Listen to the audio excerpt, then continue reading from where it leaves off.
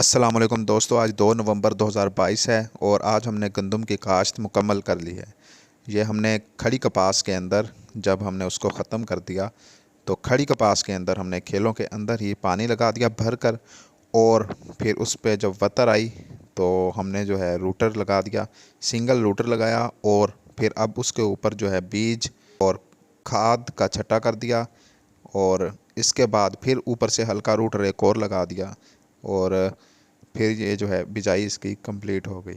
तो ये देखें आप, ये इसका छटा किया हुआ है बीज का, और साथ ही नाइट्रोफास हमने खाद डाली है 1.5 बोरी फ़ी एकड़। वैसे आप 1 बोरी भी डाल सकते हैं, वो आपकी मर्ज़ी है, थोड़ी डालें ना डालें, लेकिन जितना गुड़ उतना मीठा, तो इसलिए। और ज़ोरावर हमने डालना थी, लेकिन क्योंकि पहले कपास का जो सीज़न है वो ही कुछ ख़ास अच्छा नहीं लगा, बल्कि बुरा रहा। तो इस बार हमने सोचा है कि हमने ज़्यादा जो है ख़र्च जो है वो ज़्यादा नहीं करना और हिसाब का जो है ख़र्च करना है, और ताकि क्योंकि कुछ जो है हालात भी ख़राब है ज़िम्मेदारों के इस दफ़ा, तो इसलिए इस दफ़ा जो है कुछ हाथ को जो है ज़रा थोड़ा सख्त रख कर और सिर्फ़ ज़रूरी जो ख़र्चे हैं वो ही करने हैं।